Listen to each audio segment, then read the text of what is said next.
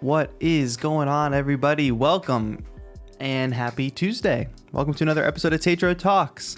Occasionally on this show, we have guests from the music community, the music production space, people who make instruments. We've had folks from Sensel, folks from Artiphon, and then we've also had different artists on. We've had Gnarly Beats, we've had Sanjay C, we've had Rachel K. Collier, we've had a bunch of really amazing guests on this show. And then occasionally, like today, the guests of the show are you, the community. So everybody has the opportunity to call in today and ask questions around motivation, around life as a home studio music producer, anything relevant in that realm and that conversation, things you've been dying to ask, burning questions, even if you just want to chat about something you think is relevant. Now is the time to call in. The way it works is there's a Zoom link in the chat right now that you can click on and you'll get put into a waiting room. So no worries, you don't click on that link and instantly get put on the show. You get put into a waiting room and then I take those calls kind of one by one. And you don't even have to show video, it's just audio. So don't even worry about that. If you're self-conscious, don't be shy. We do this all the time. It's a good time. It's a good supporting community and would love to have you call in and chat with me about different stuff.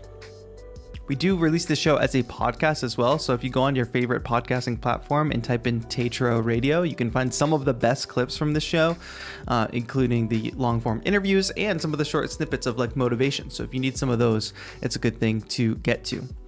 We're brought to you by 343 Labs and 343 TV. If you don't know, 343 Labs is a music production school in New York, Berlin, and online.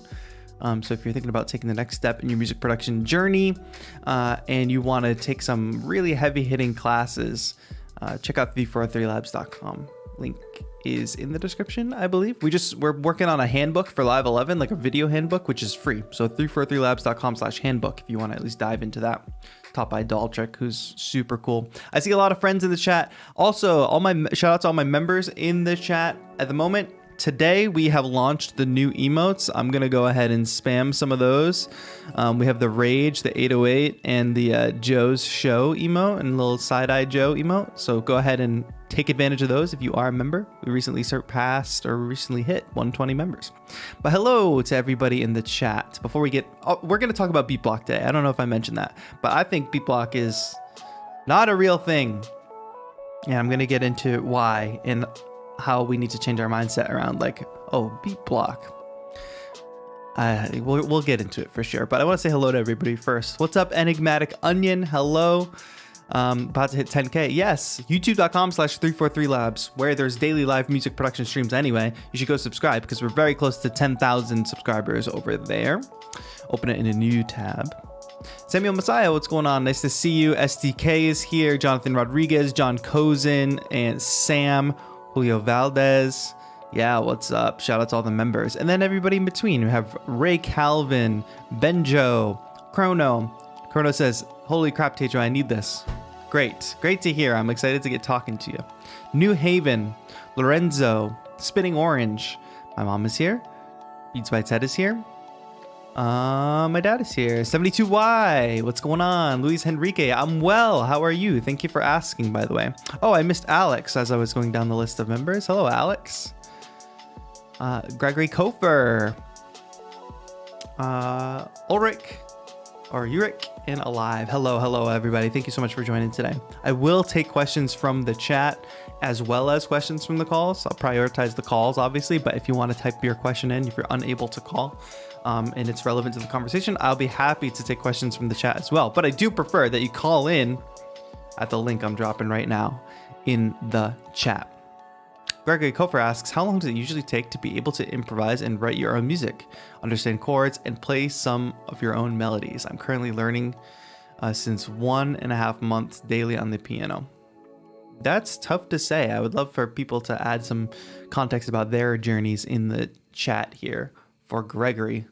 But I've been making music for a long time. I don't think it necessarily has to take that long. You just have to take everything that you learned and try to recreate it and really examine everything that you've learned about melody, about piano, about playing chords, song structure, whatever, and just try to mimic it.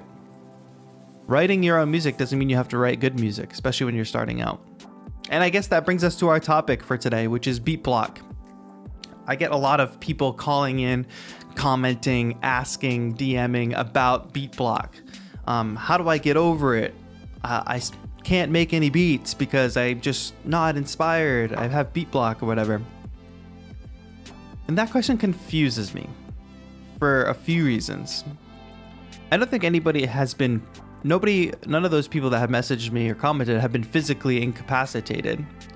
So like you're still able to make music, right? Like even if you didn't want to, even if you felt uninspired, right? I could still place my hand on keys in an order. I'm not even thinking about what notes I'm playing right now. And if I just hit record on my laptop or in Ableton or in your DAW of choice, we would have some music. It might not be very good music because I'm just playing randomly and, not really paying attention. But I'm still physically capable of making music. So that's the first question. And I got this from like people who talk a lot about writer's block, right? There's a lot of great resources on writer's block. And one author said, oh, you have writer's block? Show me all your bad stories. Show me all your bad writing. And most of the time when people are faced with that question, they say like they don't understand it because like, no, they're saying they have a block. They can't do anything. Well, we just learned that that's not true. You can take your hand and pluck different notes on a keyboard. Same if you're a storyteller or a writer. You could sit down and write the worst story that's ever been written. So the root of that issue there is that when we sit down to make music, it does not have to be that every time we sit down and make music, we're writing the Grammy Award-winning track or writing the best music that we've ever written. It just has to be that you sit down and write something. And not every track we sit down and make is for release. Sometimes you sit down and write a track because you want to learn more about a genre. It's a study. I do that all the time. I sit down and make music that I'm never going to release, but I'm studying a genre. I'm applying what I've learned, what I've listened to actually making some music. So that's one way to tackle that. Sit down and realize that you don't have to write the thing that you're going to release. The music you write right now is never going to be heard by anybody, because what that does is removes any expectation and any external pressures. If you have an expectation of yourself that every time you sit down you're going to write good music, you're going to be sorely mistaken. Now, it would be great if we could build our skills up to a level where every time we sat down we felt good about the music we were writing, and I feel like that's an achievable place to get. But then again, art is subjective, and we are always our harshest critics. So even if your skills are up to a level where you can write pleasing, good music, every time you sit down, your inner brain, your inner monologue and critic is always going to judge your music more harshly than the music you listen to. So you have to be self-aware of that. And you have to build up this level of objectivity to view your art and view your music with, which isn't always easy to build up. And I don't even know if it's fully possible to build up 100%. But I feel like being able to listen to your track as if it's somebody else's track and not yours is a skill that most artists should work on building up. Because when you listen to some music that you love by some artists that you really like, your brain kind of switches modes. It can't see into the matrix, right? You can't see what the project file looks like for that particular track. So you don't have the thinking in your brain like, oh man, this is panned 25 to the left. The compressor was at negative 28 on the threshold, but the ratio is 3:1. Like that's all the things you're thinking about when you're making your music. But you don't have that luxury when you're listening to other people's music. You're just enjoying it. And maybe you're appreciating some of the production in that music, but you're not judging it as harshly because you don't have that insider knowledge and you don't have that perspective of, oh, I'm the one who created it. So you have to somehow start listening to music and judging it objectively as possible as you can, and try to view it as this is somebody else's work, and do your best there. Once you do that, the thing about beat block is like you sit down and you just make something, and it doesn't have to be great. And you can't sit down with the expectation that you're going to make something great every time. You have to sit down with no expectation. And you have to sit down with purpose. What genre am I making today? What even feeling, what emotion am I going for in this music that I'm going to make right now? That's the thing you have to sit down with. You can't sit down with this idea of like, oh, I'm not a great producer. If I sit down and make something, it's going to be trash. So now I'm going to call it beat block so I can avoid those feelings of failure. No, you have to embrace any feelings of failure if you're going to progress at all. It's so cliche, failure being the greatest teacher, but until you sit down and make a bad track, you're not going to make a good track. That's just how it is. You think every producer that you ever listened to sat down at their computer and everything they make is a banger? No, they have tons of project files and music that you're never going to hear. It's just how it is. And the easiest way to stop overthinking is just sit down at your computer and make music. I don't know what to tell you. This is not like a huge process. Beat block is often an excuse we give ourselves to say, oh, I'm not feeling inspired right now. I'm not going to make music right now. Really what's going on is you're saying, I'm afraid of failure, so I'm not going to sit down and make music. That is to say, there are moments where you feel more inspired than not. And not every time that I sit down to make some music or even sit down to do a stream do I feel inspired to make something or do something. Usually the process, my love of the process gets me into it, but sometimes it does feel like I'm really hammering through, you know? However, if you actually want a life as an artist and as a musician, as a producer, as any type of creative, I think any professional creative will tell you that sitting there waiting for inspiration to strike is not a sustainable way to live a life as a creative, especially as your income starts to rely more and more on your output. You rely on your skills. You rely on your knowledge. You don't rely on a lightning strike of inspiration. Lightning strikes will still come, and it feels really good when that does happen, when you feel really good, but relying on that to start, it's just not possible. So the sooner you can train yourself out of the thinking of, oh, I have to feel inspired, I have to feel a lightning strike of inspiration to sit down and make something, the sooner you get out of that mindset and realize that that's not sustainable, and sooner you realize that, no, I need to just sit down and make something regardless of how I'm feeling, the sooner you'll get to making better stuff. And like I said, the only way to make good stuff is to make bad stuff first. So stop judging everything that you make so harshly. All right, we have a couple calls in the waiting room, and I want to remind everybody that you can call in today's show. So if something about today's talk inspired you, or you want to dig deeper and ask a little more questions, or like talk about your journey, etc., please use the link, the Zoom link in the chat that I just put there, and call into the show. We should have a good chat. When you do call in, as I'm about to bring in HD Beats, who I see in the waiting room, when you do call in, please make sure you mute the stream and listen through Zoom. Have your mic ready so that in Zoom your audio input and output settings are correct, and mute the stream because we'll get an echo and we don't want that. I want to say hello to some people who just jumped in chat. I see Rashane, I see Taylor Deemer, I see Karina. Hello, I'm doing well. Thank you, Karina. I appreciate it. And I see a bunch of other great stuff in the chat. So please keep the conversation going as I take these calls. And in between calls, I will jump into more chat. But I want to get into the call since it is a call-in show today. So we've got the music muted. Let's bring in HD Beats. Come on into the show, my friend. And you all let me know how the levels are, caller versus my speaking volume, etc., etc., as we get connected here. But yeah. Hey, TAETRO. Hi, HD Beats. How's it going? I'm fine. How are you? I'm doing great. Where are you calling in from? I'm calling from India. Fantastic. So my actual name's Harsha. Harsha. And I'm 16 years old. Amazing. Yeah, Harsha. Great. Thank you. I'm 16-year-old. Thanks for calling in, man. And I've been... Sure, yeah, anytime. Actually, I've been waiting for this for a long time. Awesome. Good to I hear. got the opportunity today. Yeah. So I've been producing for around 3.5 years now. Great. So ever since I was 12. So, but one thing, like I was just listening to your stream now, right? So one thing where you said that, you know, you're having a bad day and you're feeling uninspired. I don't stop making beats, but then I use loops. Sure. Like I use melody loops. And it's just like in the back of my head. I know it, I know that I'm doing good and it sounds good, but then I just feel like there's no like original touch of mine. So sure. How do you overcome the fact that, you know, you're using a loop?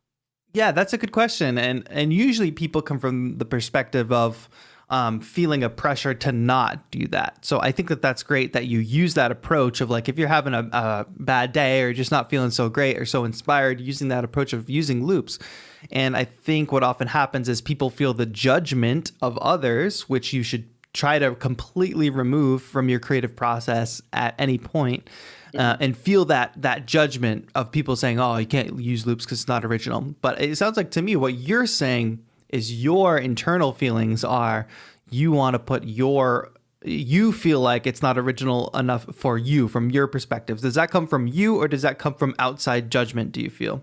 No, it comes from me. Like Great, usually if I do post something on my Instagram, everyone's like, "Whoa, this is such a cool melody," even though nice, you used a loop, and I'm like, "Okay, thanks." But like it's not like a thing that's like dominating, and I feel like very sad about doing it. sure, Like I like doing it. There's no problem with that. It's just that I want to know how I can make it like my own. Like how I can make it like this is HD absolutely. beats. It's not some producer who just used a loop and made some beat. Totally. Well, I totally feel that, and I appreciate the honesty of saying like, "Hey, this is just how I feel," because of course that is all that matters, how the artist feels. When you put something out and you're getting like people saying it's great, but then you're kind of feeling like, "Ah, well, it's not really my original idea," but that's okay to acknowledge that feeling. What I would say is there's a lot of different ways you can work with loops and make it more original and make it your own. First of all, combining loops that weren't meant to be combined together, that is a in a sense a collage, right? And we see appealing Yeah, yeah, collage. true. Yeah. We see appealing collage all the time in visual media, right? Where we're like, this is taking a bunch of things, True. putting them together, making something new. But with music, it Yeah. is nice to take it one step further. It, and with loops, it's like, Mhm. can you chop it up and just put things in a different order, whether that's a vocal loop or a drum loop? Something as simple as Yeah.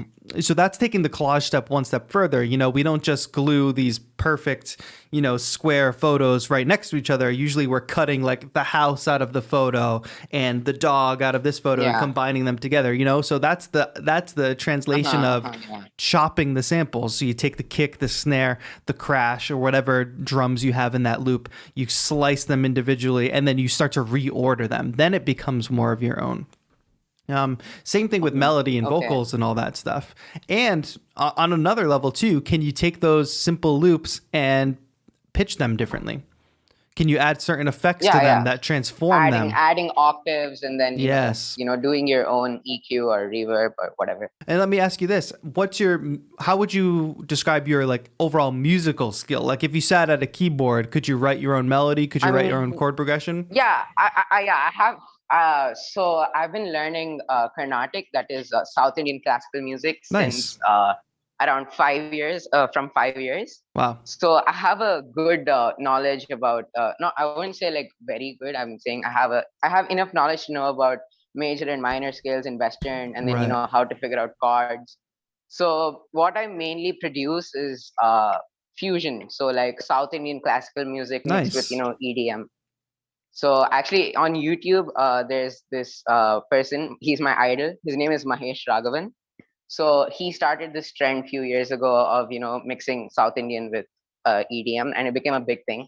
So I took on Awesome. that. But other than that, I do make Western also. So I have a basic foundation of how to go through a keyboard. So Amazing. yeah, And then it's good to hear that. And when you get a chance in the chat, it would be great if you could type that artist's name because I think some people in the chat are probably interested in checking them out. yeah, sure, sure, And that yeah. already sounds cool. I mean, that sounds like collage on another level, right? Taking genres and pasting them Mhm. together. But knowing that you have a little bit of musical Yeah, skill and you're talking about loops and whatever, even just taking that bass song that you make out of loops, that core, whatever it is, drums, chords, whatever, adding your own melody on top of it, boom, that's your melody.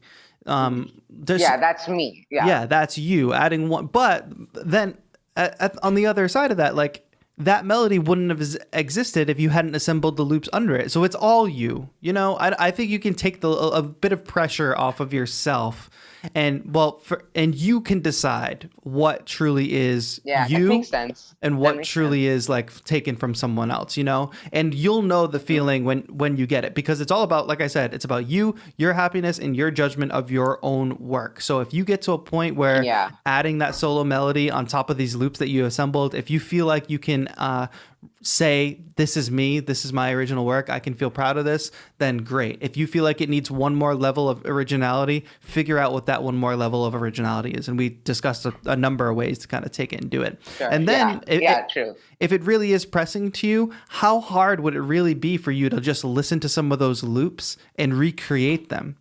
Recreate them with your own spin, Hmm. with your own Hmm. sounds, with your own samples, you know? Like when I sit down to make a I was lo-fi, doing that today. go ahead. Funny thing. I tried that today. So I did an Instagram poll because I hadn't posted anything in like 6 7 months. Yep. So I was just like, okay, I want to post something. So should I make lo-fi or trap? So they chose lo-fi. And I was going through some lo-fi melody loops for inspiration, and I Mm-hmm. actually did make a switch up on it. Great. And So that's that what we're doing anyway. Even if we're not sitting and listening to loops and trying to like recreate with our own spin, when I sit down to make a lo-fi chill beat and I lay down those drums, the drums that I'm writing have probably been written 1,000 times before. You know what I mean? I'm pulling the yeah, reference from my yeah, yeah, yeah. brain. Just because I'm not using a reference from a loop or a melody I've already heard, I really am, because I'm digging in the archive of my brain of all the lo-fi music that I've heard before, and I'm building on that inspiration. It's the same exact thing as what you just described. It's like you created it, Yeah. but at some point we're not reinventing the wheel. We're not totally recreating a new genre. If you did, it's hard for people to listen to something that has no familiarity and no, it isn't referencing anything. Yeah, Or yeah, makes sense. Yeah, yeah, this yeah, is a great call, man. I really appreciate it. So I hope it was helpful, and thank you for sharing your journey. yeah. Thank you very much. Have a good one, man. Okay. Yeah. Have a good one. Great first call. Late AM, piling onto that, saying, usually I start with a loop for inspiration and then build around that. A lot of the loop gets me started and then I build around it. I even get rid of the loop by the time I finish the track. I have had a very similar experience. And it doesn't matter if you get rid of it at the end or whatever. If using one single loop gets you started, gets you going. I mean, I've referenced this great book all the time, Making Music by Dennis DeSantis. 74 creative strategies for electronic music producers. Not a plug. I'm just saying it's a very helpful book. And I believe there's a virtual version out there for people to download. But the entire first chapter talks about problems of starting. And there's a million different, well, not a million, but there's a lot of different problems and solutions for people trying to start tracks. And this very much plays into this idea of beat block. There's millions of different ways you can start a track, you know? So if you're feeling beat block, maybe it's because you're stuck in the habit of trying to start the same way every single time and it's not working. If you try to do the same thing the same way every single time, you're going to get the same result. That's what it is. Rapo Music, you should do a video explaining copyright with samples. Well, it's very simple. Here's the video on copyright and samples. Only get samples from places that are royalty free and copyright free, and don't sample anything that isn't labeled as, hey, download this for free and to sample. That's it. Anything else will get you sued. It's not complicated. That's the bottom line there. Don't make it seem like it's complicated. People will make it seem like it's complicated and confusing, but it's really not. If something is not marked as a sample, a royalty-free sample, then no, you cannot use it. Destruction Sounds. Hey, nice to see you. 1 a.m. where you're at, Dean. That's great. Let's continue on with some calls. And I have Chris James that I'm bringing in here. Let's go. Did my voice crack, Destruction Sounds? I apologize. Hello, Chris James. How are you? Oh, hi. Can you hear me? Loud and clear. Thank you for calling in. Oh, fantastic. Excuse me. My name's actually Murky. I go by Murky. I'm using a friend's account. I'm trying to figure out how to change the name, but you can't change the name. I don't even know how to do it. How are you, though? I'm really loving the show. Thank you so much. I'm doing well. I will refer to you as Murky from here on out. Ah, that's so nice. Yeah. So basically, I'll be honest. I call a lot of shows. Cool. I work for a program called the Not Even a Show. And basically, I do the cold opens. I'm legendary for doing the cold opens. Love I am that. perfect. Yeah, I'm perfect this season. I've gotten every single one. But most of the shows I call are like really low budget kind of shows, and so I'm really excited because you have a proper tech setup. And basically, all I need for you to do to get this cold open popping off is to say, let's start the show. And if you could do it with like some, if you could use some I got type you. of yeah, or like throw in some like you probably got some sounds and like some crazy cool stuff, like make it kind of cool. You don't have to, but that would be Am amazing. I going to be on the show? Is that what's happening here? Well, it's not even a show as the thing, but yeah, I mean, it's the cold open, so it's before we even start things off. All right, basically, you ready? I got this. Yeah, here we go. Let's start the show. Absolutely unbelievable. I knew you would nail it. Thank you, TAETRO. Did and I honestly, crush it? thank you for you crushed it, and thank you for what you do. And honestly, given this type of tech advice and stuff is wonderful. You are one of the shining lights of people that I talk to. You're lovely. I love you. Have a good day, my friend. Have a good day. Thank you so much for calling in. Bye. Chat, I don't know what just happened, but that was fun, I guess. I think we were just on another show. That was free, by the way. Thank you. I'm not even sure that he heard all the effects because he didn't hear them through Zoom. So hopefully when he listens back through the stream, he will hear all the cool effects. That was definitely interesting. I see you, SDK. Let's bring you in. Let's chat. How do iPhones, says Destruction Sounds, use this link? Use this link when my keyboard works. There we go. Call in. SDK, how's it going? I'm doing well. How are you? I'm doing well. Thank you so much for calling in again. Yeah, not a problem, man. I got kind of distracted here. I was pouring my coffee. Oh, you're pouring your coffee. Yep. Excellent. Am I too loud? You are not too loud. I would say you're a bit soft, actually. All right, sounds good. Beat block, huh? Yeah, beat block. Tell me, what's your perspective on beat block? I don't believe in it. Same. Not even a little bit. Well, then I'm not going to tell you that something similar hasn't happened to me, because it has. But then I figured out it was actually because I didn't know what I was doing. I didn't know what I wanted to do. And I was overthinking way too much. Right. I think that you hit it on the head. I didn't know what I was doing. I didn't know what I wanted to do. Those two things articulated perfectly. It's do you have the skill to execute what you want to do? Most people avoid building skill. They think they could just sit at the laptop and make anything without doing any kind of, practice or research or studying. And then the other thing is too, people sit down and expect and have no idea of what they want to write. Like a lot of people want to be a musician or want to be a writer, but don't have anything to write or anything to say in their music or any ideas for music. So you don't actually want to be a CEO if you don't have an idea for a company. You just want to be a CEO. You know what I mean? So when you sit at your laptop, you need to have an idea of what music you want to write, or at least a genre or a tempo or a mood or whatever. So you articulated it perfectly. So what do you do, SDK? My question back to you. On days when you're not feeling that lightning strike of inspiration, how do you deal with with not always having motivation or inspiration? You still make music. You still put out great music. Yep. I still, the way I look at it is, it doesn't have to be great.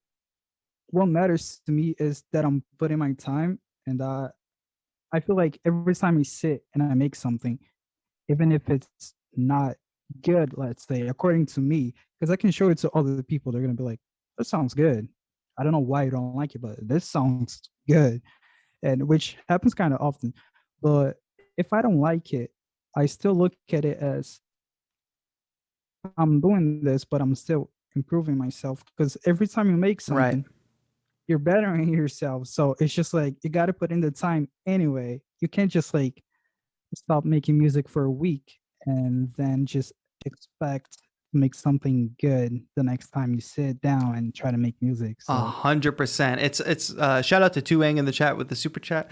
But it's like if you're gonna start this new workout routine, right? If you want to build up some huge muscles and you want to get jacked, and the first day you sit down and you do some push-ups and you look in the mirror tomorrow and say, well, I don't have huge biceps. That was a waste of time. It's like, no, it's you keep doing it. You're on a routine. And exactly what you said, every time you sit down to make some music is a learning experience. Whether or not it's something you release or not, it's still valuable as a learning experience. Maybe you learned a little bit more about rhythm, a little bit more about working in a piano roll, a little bit more about chords or theory or sound design, whatever it is. You're learning a little bit every single time, even if it's a struggle. You're learning. If you're struggling, you're learning more. If you're sitting down and it's easy every time, you're not learning much. That's what I think. exactly, I agree 100%. Do you feel like you're... Also try to like... Go ahead. Go ahead. I was going to say, do you feel like your guitar playing, because you play guitar, right? I do, yeah. Do you feel like any of that more traditional, quote unquote, musical world bleeds into the production music world, and that somehow influences your approach and how you feel? Because I feel like, sitting at a laptop and making music with a DAW is one thing, but walking over to a guitar and picking it up and just noodling and playing is like, I feel like that's just natural to folks who play, physical instruments in the world like you. So I wonder if it's easier to translate that to the laptop with your experience. I feel like, yes, it helps, but not always. Sure. Because whatever it is, or it might be the piano or the guitar, sometimes just sit down and I play certain chord progressions and like, I'm not feeling it. And then I try to like stick to it a little bit and it doesn't work out, but it does help, but sometimes it doesn't at all. I gotta look for like either loops or something else. Exactly. Anything else to share on the beat block front? Final words, final thoughts? You just got to keep on making music every day. Every day. That's the only, for me, it's the only solution. You just got to keep on making music. Perfect advice. Thank you so much, SDK, for calling in. Always good chatting with you. Not a problem. Have a good one, my friend. Have a nice one.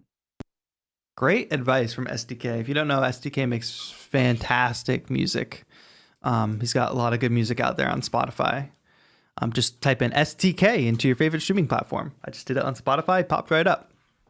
Somebody asked me to repeat the book title, and the book title, once again, is Making Music, 74 Creative Strategies for Electronic Music Producers by Dennis DeSantis. You type that in, you should be able to find an ebook version. I know that the physical version is hard to get. I've had this for a very long time, and you can actually tell it's a little bit old.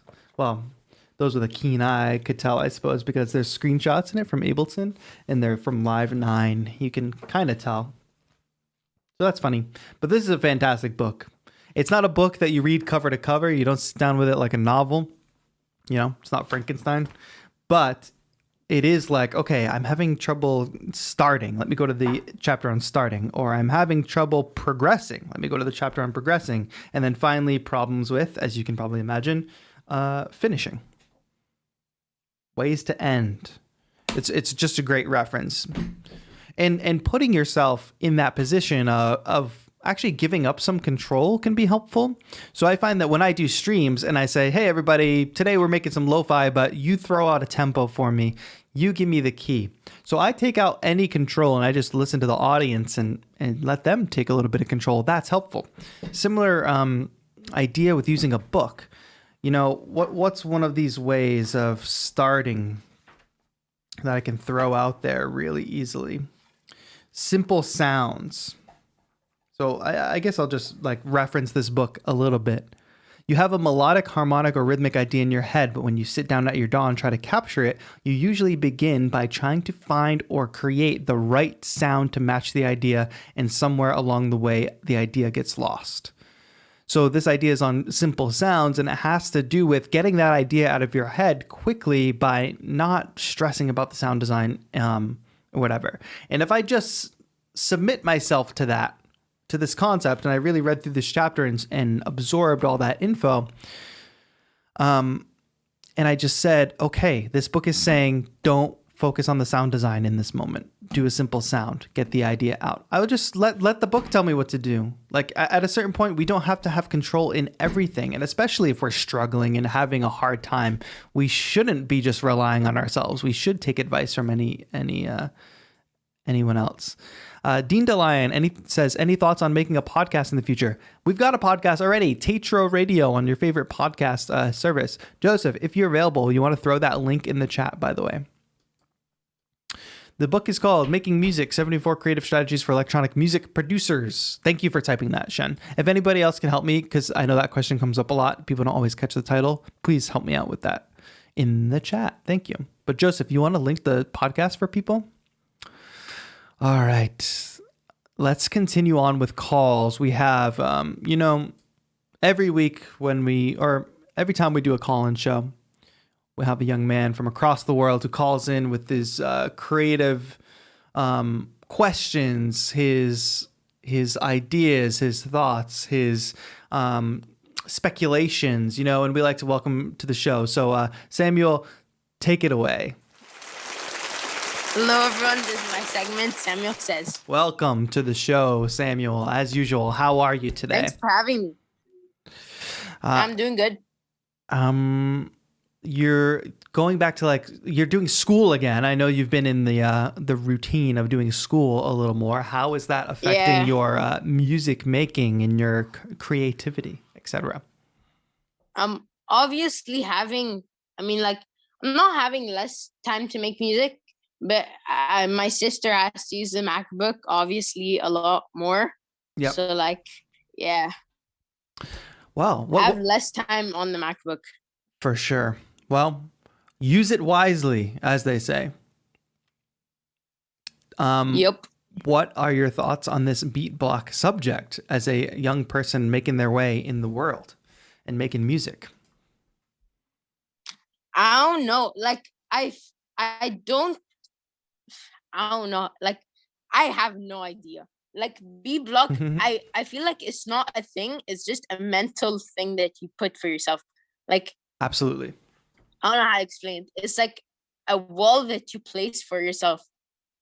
Well, let me put it this way. It's easier to say I have beat block, I'm not feeling inspired, than it is to say, man, I should sit down and learn some scales so when I sit down at my keyboard, I can actually play music. You know what I mean? It's easier to say, oh, I'm just feeling beat block, I'm just not feeling inspired, than it is to say, oh, let me go listen to 45 minutes of this genre of music and actually pay attention and write notes about the things that I like about this genre so I can recreate it for myself. It is a way of avoiding the work, for sure. Yeah, fully agree. And it's perpetuated. It's an excuse at the end of the day. Yeah, and it's an excuse, and it's perpetuated by a lot of the community that just says, oh, that's okay. You're just feeling beat block. Come back when you're feeling inspired. No, don't do that. If you have people in your life that are saying that, yes, breaks, mental health, all that. Very, very important, obviously. And there is a time and a place for that. But what I worry about are the people just starting out, the amateurs. And I don't mean that any kind of offensively to anybody, but saying that they already have a feeling of being burnt out or a feeling of beat block, you haven't put in the work yet. You're not burnt out yet. You don't have beat block. Sit down and make something. That's how I feel. Tough love, but hey, don't let people who try to fluff and make it seem like, oh, it's okay or whatever. Take your time. People who do that don't want you to progress. They just want to tell you what feels good, in my personal opinion. Yeah, fully agree. Okay, let's get into some questions now. Let's get into it. So, you remember how a few column shows I asked you if I should buy what was it called? The Rolly block, the Seaboard or the square? Block? The light pad. Yeah. Yeah. Or a 49 key MIDI controller. Yes, and I said 49 key MIDI controller, of course. Yeah, I decided the same. Now I have to decide between two main ones. Can you guess them already, first of all? One of them is going to be an Alesis something. And the other one's going to be a Novation one. That was my first opinion. but then I saw it in store, and I don't know, the keyboard was a bit too loud. Okay, and then it's going to be the Novation launch key is going to be one of them for sure. No, I looked No. into that. It's way too expensive, out of the budget. For sure. All right, so tell me, what are your two? You're in between. I'm thinking between the Arturia Keylab Essential 49 and the Native Instruments A49, and I have no idea. Like, I feel like the software package with the Arturia keyboard might fit me better. I have no idea. And because I never like bought any software from either company. And I've heard that the Native Instruments one is kind of useless if you don't have anything from Native Instruments. So, like, what are your thoughts on that? I think that you'll be better off with the Arturia. The keybed is going to be great. Arturia is great with their hardware. The bundled software, also great. And they've got a good script for Ableton Live, which I know you work in. So workflow-wise, it should work pretty well. Rashane is echoing my point. Keylab 49 said it's great with Analog Lab. Yep. I think that's the way to go, my friend. Okay. I'm a big Arturia fan. Thanks for that. Yeah. Next question. Next question. So, I'm thinking of getting into like some synth wavy, vapor wavy stuff. That's what I like to hear. And Novation just dropped Retro Mod 106 on the what is it called? The Novation Collective. Sound Collective, yep. They dropped it for free, so I picked that up. It's really good. So tell me about it. Is it like a plugin or are they samples? What's included in that? Yeah, it's a plugin with a few of the Juno 106 presets. Got it. And that's but they're like the Juno 106 at least for me, is really good. The Analog Lab, the Arturia plugin? Or is it a different plugin? It's like a vintage synth from like the 80s or something. Yeah, but what's the plugin is what I'm wondering. Oh, it's by it's by Traction, I think. Oh, got it. So it's its own thing. I understand. Okay. So the plugin is not free. The presets are free. Yeah. Cool. No, and the plugin is free. Oh. It comes with the Novation Collective. Got it. Very cool. All right. I like this, going down the synthwave, vaporwave route. But I feel like I shouldn't follow the trend these days because I've recognized, like, for example, with The Weeknd and all, and the whole After Hours album is like almost all synthwavy. Dude, and a lot of the new Justin Bieber album is like that too. Here's what I'll say about like following trends is trying to not follow a trend specifically is the exact same thing as trying to follow a trend. You're making a decision based on what's happening. Making the decision to go the opposite way is the same thing as making the decision to go the way, of the trend. Because either way, you're not making a decision based on what you want to do. So the way you started this question or this statement was, I want to start getting into making some vaporwave, synthwave stuff. And then you flipped and said, yeah, but I don't want to do what's following the trend. At a certain level, you got to just do what you want to do and what feels good for you. Now, does that mean when you sit down and make some synthwave and vaporwave that you're going to make it exactly how you hear it? Like, maybe that's going to bring you joy. Maybe you're going to actually learn a lot from that. Or maybe you're going to bring your influence from like the hip hop or trap beats that you've been hearing, and you're going to somehow include that within your synthwave, vaporwave, whatever. So like, don't make a decision based on a trend in either direction. Don't say, hey, this is trendy, I'm going to do it. Or don't say, hey, this is trendy, I'm going to not do it. You know what I mean? And at a certain point, if stuff is trendy, and it's cutting edge, or not cutting edge, but super popular, it's worth diving into and figuring out why it's popular and why people like it and what goes into it. It's worth studying that if you want to be a highly skilled producer.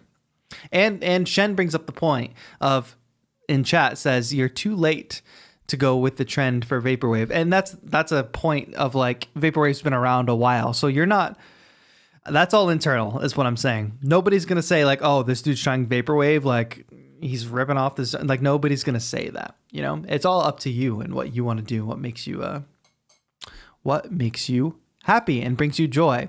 Hello, Immersive Studios in the chat who says, notice me. I didn't notice you. All right. What do you have to say about that, Samuel? So basically, it's just ignore the trend, ignore what everyone else thinks. No, it's not. Well, yes, it's ignore what everybody else thinks. It's not ignore the trends. If you want to be a music producer that eventually maybe gets hired to be a music producer, like that people want to work with, you shouldn't ignore the trends. You should pay very close attention to the trends. You should study the trends and figure out what's good about them. What do you like about them? What about them can you include into your sound? And then also, how can you improve upon them? How can you put your own spin on them? I don't think anybody should be avoiding trends.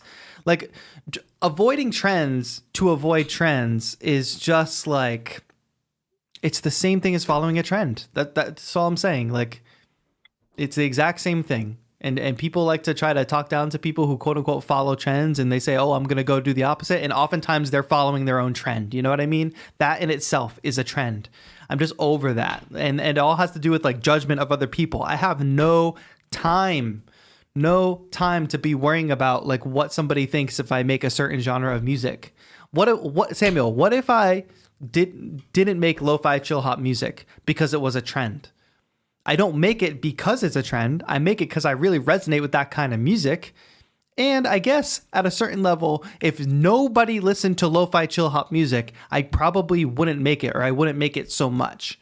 But imagine if I was just like, nah, not going to make lo-fi chill hop beats because it's a trend. I'd lose. I'd be losing. That would be very dumb. That would be very dumb.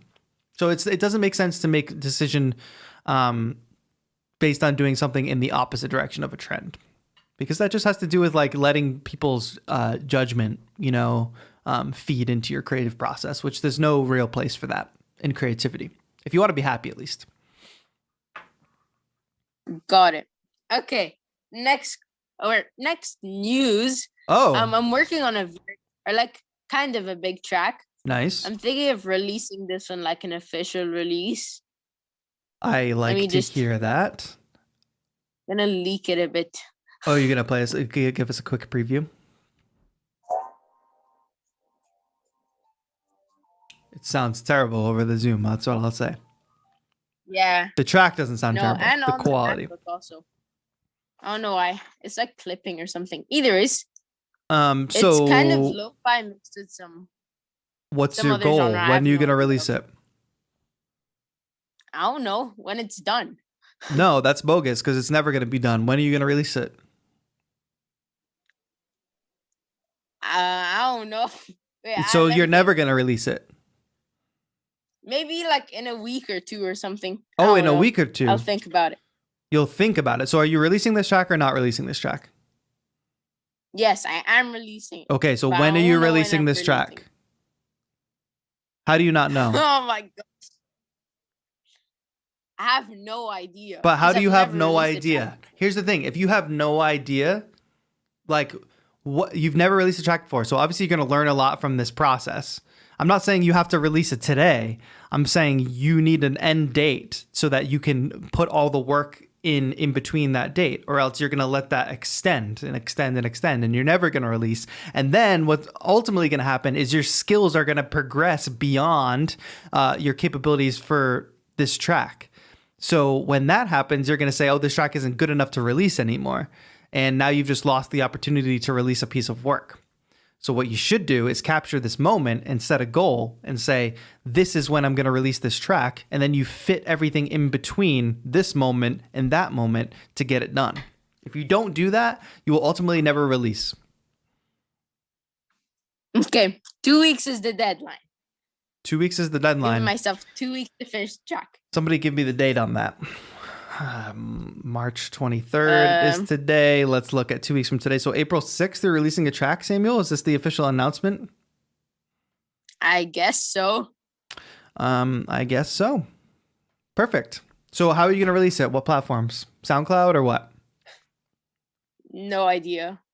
Well, I still haven't thought of anything. I'm thinking of releasing it. Okay, well, you started the sentence by saying, I'm going to release this track.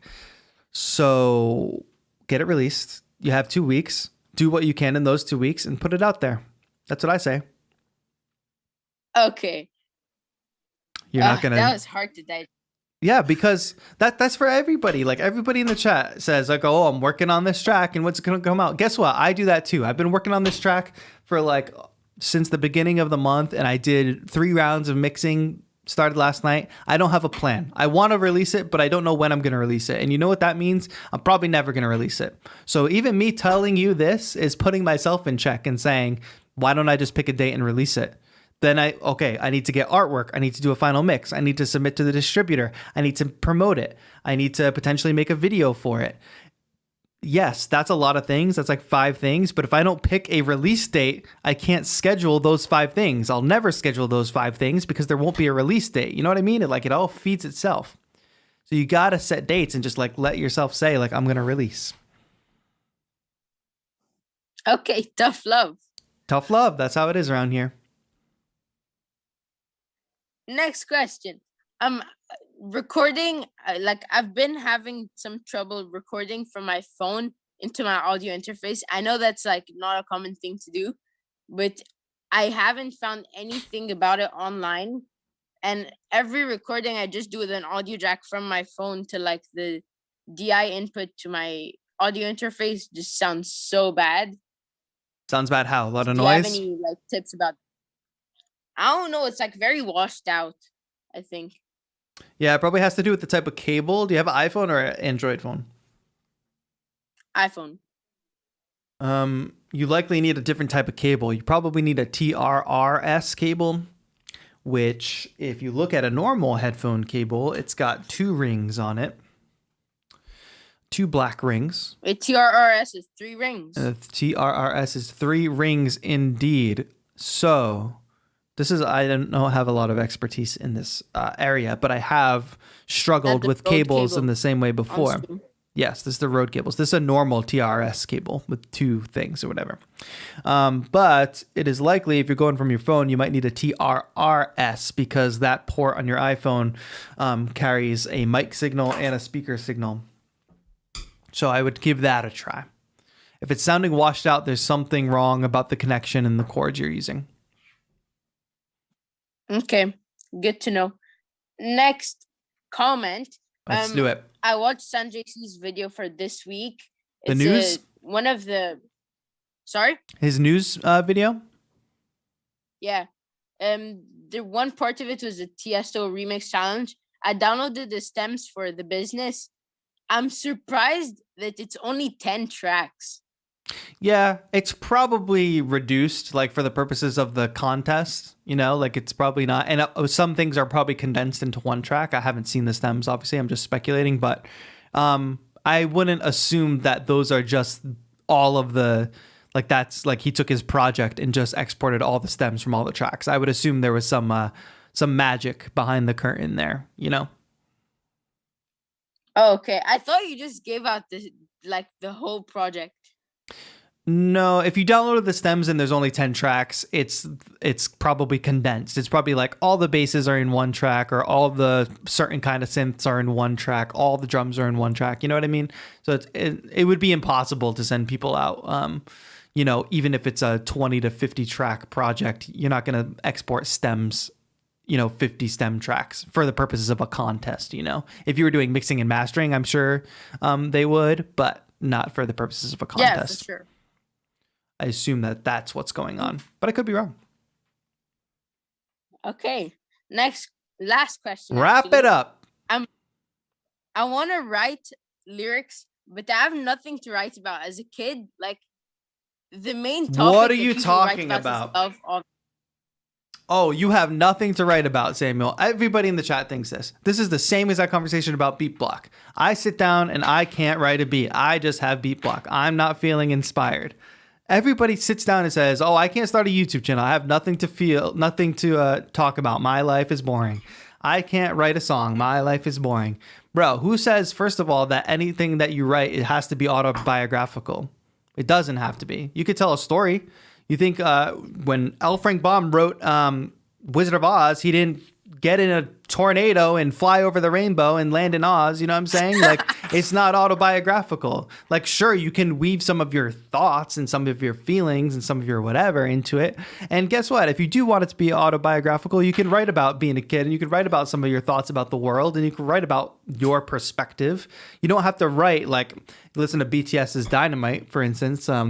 That song starts with something about waking up in the morning, have a cup of milk, and let's rock and roll, right? Like, even if you wrote like your routine and you wrote it cleverly as a songwriter, like BTS, go read those BTS lyrics, because you could write those lyrics very easily no matter what age you are. So, do you want to finish your question? No, that's it. That's what I thought. I'm thinking about topics to write about. Yeah, like tell a story, like, and also like your thoughts and opinions. Like, who cares if you're 14 or whatever? Like, it's your perspective, it's your writing, your opinions, your outlook on the world will change, obviously, as you get older and have more life experience. But that doesn't mean you can't capture this moment and write about some things that are autobiographical or not autobiographical, fiction, completely fiction.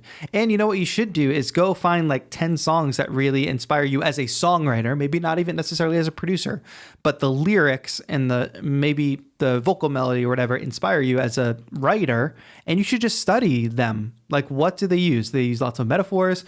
What's the rhyme scheme? What's the song structure? Does it go verse, chorus, whatever? Like, how much repetition is there? Really break it down, you know, go for that. And then when you really peel back the curtain on some of these songs, you realize, like, wow, this artist that I listen to is not writing autobiographically. They're just writing about a concept, you know? Yeah. Dissect it. Not everything has to rely on you and your experience. Like, people get caught up. That's an excuse, right? That's same thing as beat block. That's same thing as saying, I don't feel inspired right now. I'm not going to sit down and write a beat. Well, you're saying, well, I'm a kid. I can't write lyrics. Like, that's basically how you started the conversation, you know? Like, you made an excuse for yourself. But that's okay. I mean, we all do it. I don't think I was making an excuse. It was just like, as a kid, if you write lyrics about like stuff you've went through, it's kind of cringe. Like, at least I feel it's cringe. Yeah, but like, remember at the top, I don't know if you were here at the top of the stream when I was talking about listening to your music objectively, like how you listen to other music is different than how you listen to your own music. It's cringe to you because you're the one who wrote it and you have like the insider knowledge or whatever. But if you listen to like some popular music, and this is why I say go do some analysis, like read these lyrics and imagine if you wrote them. Like, would you cringe at yourself if you wrote the lyrics to like one of these top 40 songs? Maybe. Like, I know I've listened to lyrics before of songs that I really love, but then when I really think about it, I think like, hey, if I wrote that, I probably wouldn't allow myself to write that because it's cringe, or I wouldn't even allow myself to write like that because I didn't think it would be okay to write like that. I didn't think it was advanced enough or whatever enough. You know what I mean? So yeah, that's the external judgment thing again.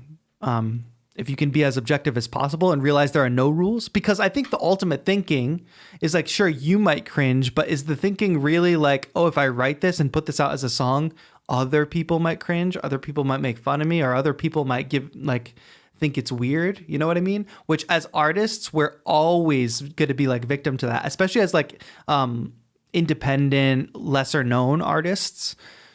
We never get the legitimacy that a top 40 artist gets. Because, you know, people hear somebody on the radio, you hear Justin Bieber can say whatever he wants because he's Justin Bieber, and people just accept it because they accept that he's a professional musician, professional artist, he's on the radio, say whatever you want, Justin, cool, and nobody bats a second eye.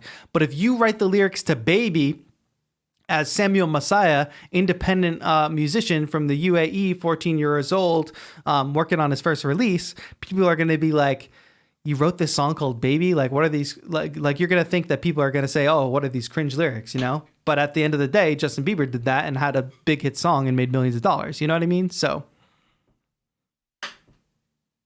one way to think about it. Good advice. Objectively judging your own music, and also just letting yourself write. Like, if you write something and I don't know, who cares? As long as it's honest and authentic, who cares if it's cringe? Like, who defines what's cringe? I guess it's you. Yeah, you. So like if The you're creator. uncomfortable, if you as the creator are uncomfortable and feel like it's cringe, and for no other reason, if you feel like it's cringe because you think other people are gonna think it's cringe, then you need to kick that out of your brain. But if you just like very authentically think something is cringe and you want to say, no, I won't write that, let me rewrite this so it's not so cringe, that's okay. But just make sure that that decision isn't based on your projection of other people's judgment. Okay. Well, thank you for today's call. It's very nice talking to you. Thank you for calling in. It's nice talking to you as usual, Samuel. Great call. You set me off on a couple good rants there. What do you think of the new emotes in the chat? They're fire. Fire. There's one that's literally fire. I'm typing it right now in the chat. TAETRO with a fireball behind him. Yeah, for sure. All right, Samuel. Well, you're releasing a track in 2 weeks, so congratulations. We'll definitely be following up on that on future shows. And we're all going to hold you accountable. Okay. So you can mark your calendar and figure out everything you have to do in the next 2 weeks to get this track out there. Okay. All right. Have a good one, Samuel. Thanks for calling in. You too. Bye. Have a good one. Great call. Samuel Messiah always gets me going. And you know what it is? I used to work with teens and younger people, Samuel's age. And I don't know. I have a passion for working with younger people and helping younger people realize their potential.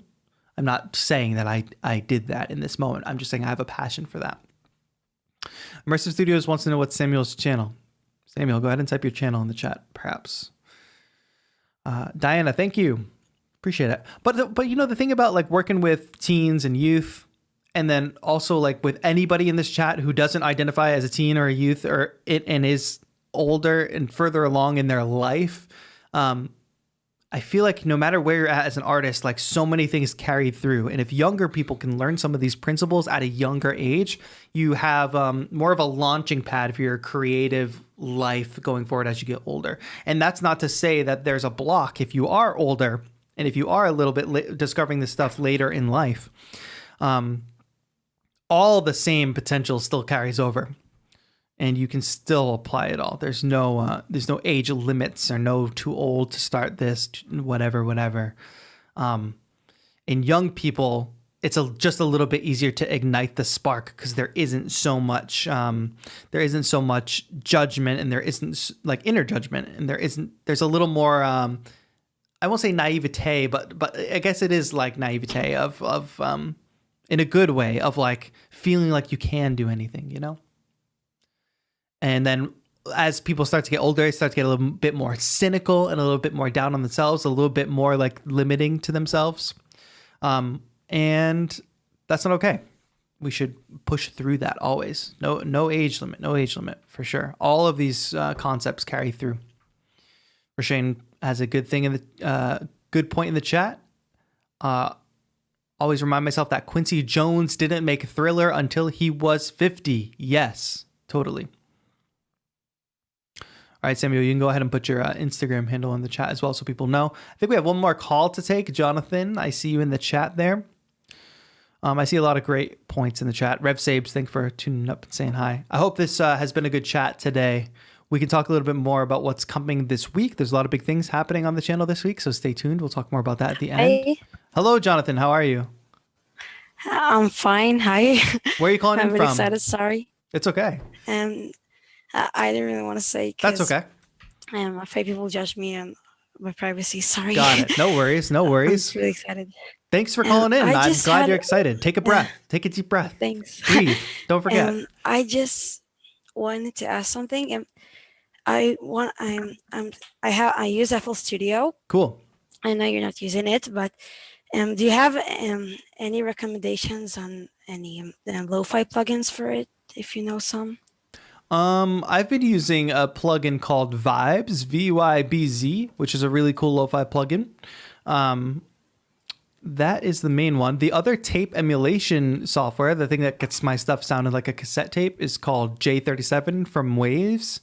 That's a really cool one too. Those are my two favorite like lo-fi plugins. But at the end of the day, you know, If you just in your project in Lo-Fi in FL Studio, if you put an EQ on like the master and you roll off some of those highs, a fair amount of the highs, and you roll off some of the lows, and you get that really like mid-range kind of sound with no highs, that'll instantly take your tracks from being just like a crystal clear produced beat to being a more of a lo-fi sound. Because think about it, it's supposed to be low fidelity. Shaving off some of those high quality, those high-end sounds will work.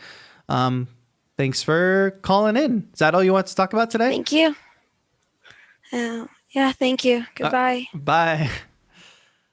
Sorry, bye. It's okay. We have some interesting callers today. All right. I'm going to take a look at the chat for a bit, and we can end the show. I'll talk to you guys a little bit about what's going on for the rest of the week. Couple more suggestions for Jonathan, who just called in the chat, if you want to check that out. So I'm going to take some more questions from the chat just to end things off, do a couple rapid fire. I'll scroll up a little bit, see what there is, and then we'll call it a day. Alistair says, I can't call in, but I was wondering how you came up with your artist name and how important you think it is to find a good artist name. I mean, obviously finding a good artist name is important. I think you want to find something original. You want to find something searchable from a practical standpoint. You want to find something that you can really identify as. And for me, that was really easy because my artist name, TAETRO, is actually my last name. My real last name. Spelled differently. It's interesting because people would call me that. Like different teachers, professors, or whatever. I would always get like, TAETRO. Hey, TAETRO, whatever. I had this college professor, this English professor, who taught me a lot about writing. He was a really funny guy. But really like harsh, probably where like I had all of my best mentors had some kind of tough love involved in them. So like this guy, I just remember this exact quote. Everybody did bad on these essays, you know, because we were phoning it in, right? It's college English class, like English 102 or whatever. And I'm going to swear now, so cover your ears. But the professor, like he's handed back the essays and he's talking about to everybody how bad they were. And like, I usually do pretty good at my essays, but I phoned this one in for sure. And he just goes, TAETRO, what the fuck happened? Like, and I just remember that. So people like use my name, my last name like that. And that when I was coming up with an artist name, that just kind of stuck.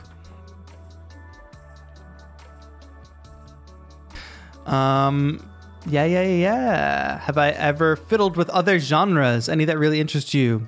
I've made some hyper pop tracks that I really like. Straight up pop tracks. Really love that stuff. Come from the world of pop punk, so I made that kind of music before.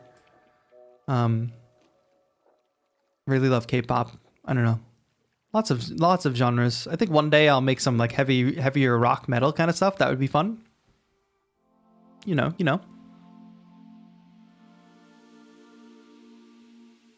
I hope I didn't miss any really important questions. Any recommendation for monitoring headphones on a budget for starters?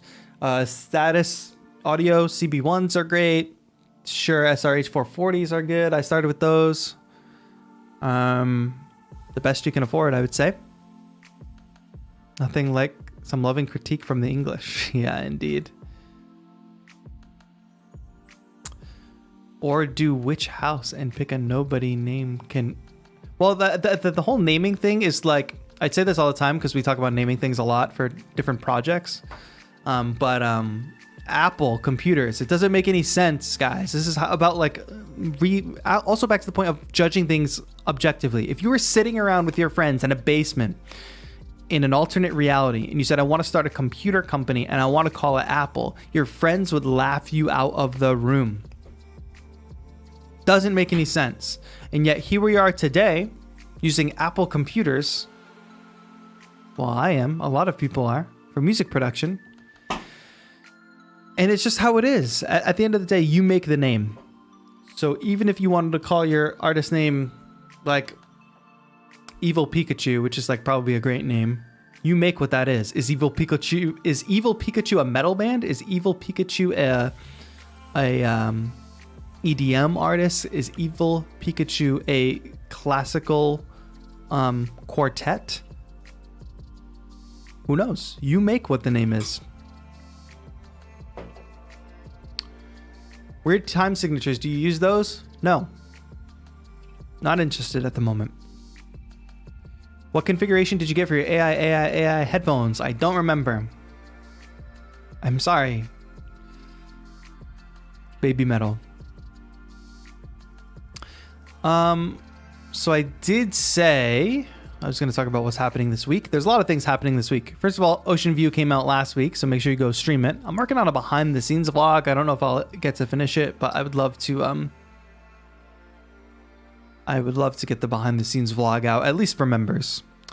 The other thing that's happening is on Friday, I am releasing a new sample pack.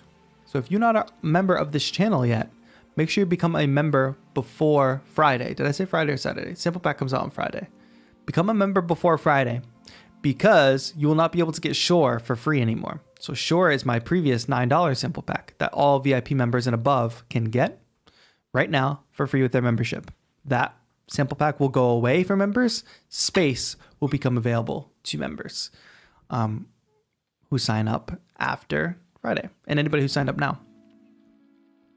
But if you're a current member and you haven't downloaded Shore yet, go to the community tab, find a link to download Shore, and then get ready for the new pack. That's coming out on Friday, so get ready to turn up. We're streaming again tonight at 7 p.m. PST, so in about 7 or 8 hours from now, we're streaming making some music. I don't know what I'm going to focus on yet, but I will have the pre-stream up in a moment. If you guys have any suggestions, what you guys want to do tonight in terms of making music and whatever. The members only live stream is happening, I believe, this week. I'm going to double check the poll. So if you're not a VIP or above member yet, that's another reason to join ASAP so you can get in on that members only stream. We're also streaming on Thursday, and then we're streaming on Saturday. That's all. Make sure you check out 343 Labs YouTube channel because we're very close to 10,000 subscribers. It would mean the world to me if you guys went and subscribed to that channel. We got new things planned for upcoming season and some new content ideas. So I think I'm pretty excited about that. YouTube.com/343Labs. If you're learning Ableton Live 11, head to 343labs.com/handbook because we're working on the handbook for Live 11. It's a video handbook, which is quite exciting. Cods, thank you for following on Spotify. I appreciate that. If everybody could do that, that would mean the world. Add to your playlist. I've got lots of good tracks up there, I think, that would fit well in a chill playlist. You all are great. This was a fun call-in show. I love doing these. If you want to see more, make sure you like the video. Make sure you subscribe to the channel with notifications on. Let me know if you're going to be tuning into tonight's stream. Keep an eye on my Instagram and Twitter because I will link the stream and I'll do a swipe up on my story on Instagram so you can watch tonight's stream. And tomorrow we'll be live again on 343 TV, youtube.com/343labs with somebody else, with Louis Beck, who's a great producer. He always does helpful things. So you can watch my stream tonight, 343 Labs tomorrow, and then the week goes on. I hope you are all well.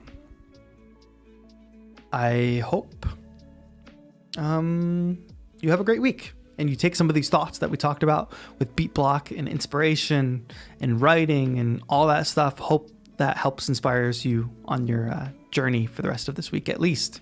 Check out the podcast, anchor.fm/TAETRO, or just type in TAETRO Radio to your favorite podcasting platform. But that is going to be it.